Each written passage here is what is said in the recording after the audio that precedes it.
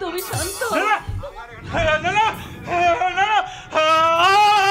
আমি এখানে থাকবো না, আমি এখানে থাকবো না, আমি এখানে চলে যাবো, তুমি কোথাও যাবে না, কোথাও যাবে না, আমাকে ছেড়ে কোথাও যাবে না, কোথাও না না না, তুমি এখান থেকে চলে যাও বউ, আমি যেদিকে দু চোখ দেয় আমি সেই দিকে চলে যাবো। তুমি যেও না, তুমি জানো না বউ,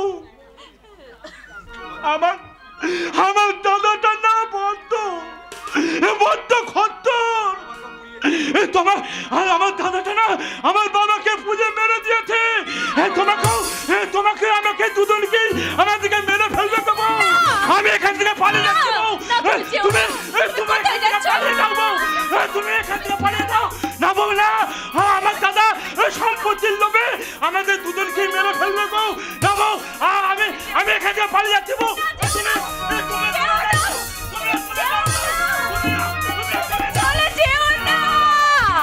চলে গেল, ও সত্যি সত্যি চলে গেল। তাই তো আমি এখন কি করি, কেমন করে আমি আমার স্বামীকে ফিরিয়ে নিয়ে আসি, কেমন করে? তুমি বলে দাও, আমাকে পথ বলে দাও। ঈশ্বর অন্ধ গো মা, ঈশ্বর বধির হয়ে গেছে, তাই তো তোমার স্বামীকে তোমাকে নিজেকে ফিরিয়ে আনতে হবে গো মা। আমি যে যক্ষ গো মা, 7 রাজার ধন এক মানিককে আগলে রাখার দায়িত্ব নিয়ে বসে আছে, সেই সম্পদ ওই মানিকের কাছে গচ্ছিত করতে না পারলে আমার যে শান্তি নেই গো মা। কে 7 রাজার ধন মানিক? কোথায়? তাকেই তো আজ আমি খুঁজে বেড়াচ্ছি, আলো থেকে আধার, জল থেকে স্থল, আমি সর্বত্র আকুল হয়ে খুঁজে বেড়াচ্ছি, কিন্তু কোথাও তাকে খুঁজে পাইনি।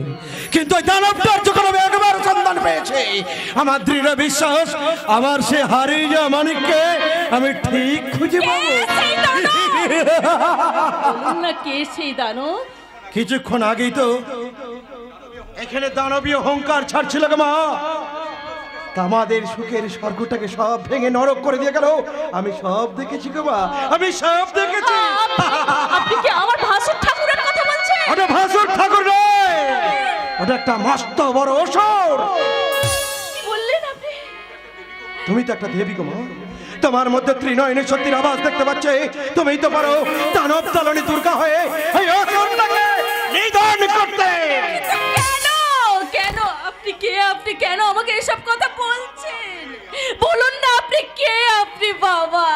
বাবা? তুমি আমাকে বাবা বলে ডাকলে?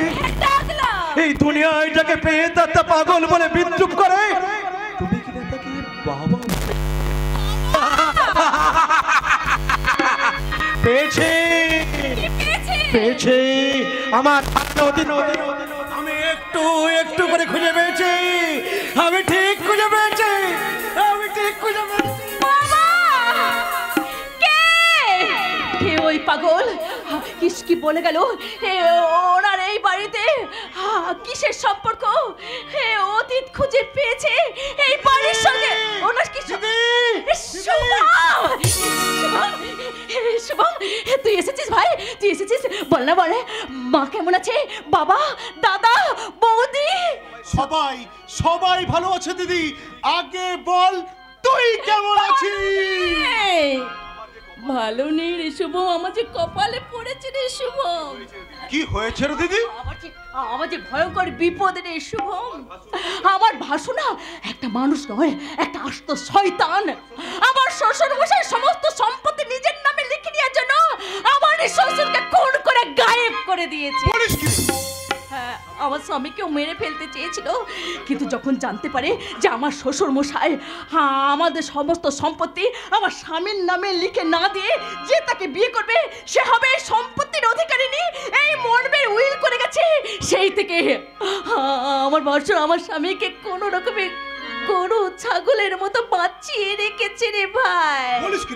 তাহলে তো সমস্ত উইল অনুযায়ী সমস্ত সম্পত্তির মালিক তুই। ওই সম্পত্তি তো আমাদের জীবনে কাল হয়ে দাঁড়ালো রে ভাই। ওই সম্পত্তি লিখে নেওয়ার জন্য আমার স্বামীকে প্রচন্ডভাবে মারধর করেছে, ভীষণভাবে চাপ দিয়েছে, আর সেই ভয়ে তো আমার অসুস্থ হাবাগোবা স্বামী এই বাড়ি ছেড়ে পালিয়ে গেছে রে।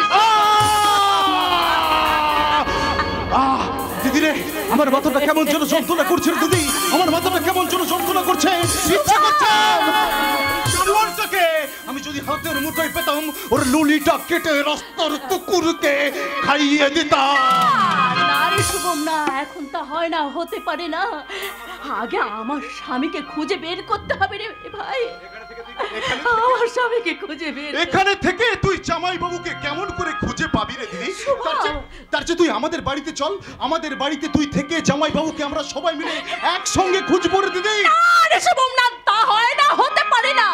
আমি এখান থেকে চলে যাওয়ার পর সে আত্মভোলা মানুষটা যদি ফিরে আসে, আমাকে দেখতে না পায়, তখন আমার ভাসু যদি তাকে খুন করে ফেলে, না না, হতে পারে না, কিছুতেই হতে পারে না। শুভম, তুই একাই চলে যা, হতে পারে না।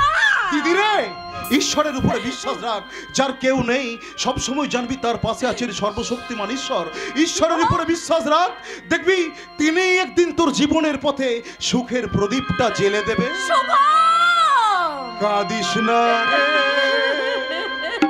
মুছরে নয়ন, কান্না হাসির খেলা এই তো জীবন। কাঁদিস না রে মুছরে নয়ন, কান্না হাসির খেলা এই তো জীবন।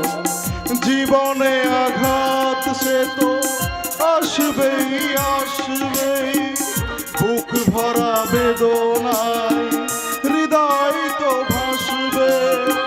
জীবনে আঘাত সে তো আসবেই আসবে, বুক ভরা বেদনায় হৃদয় তো ভাসবে। আবার সুখের ছোঁয়া দিয়ে যাবে মন। কাঁদিস না রে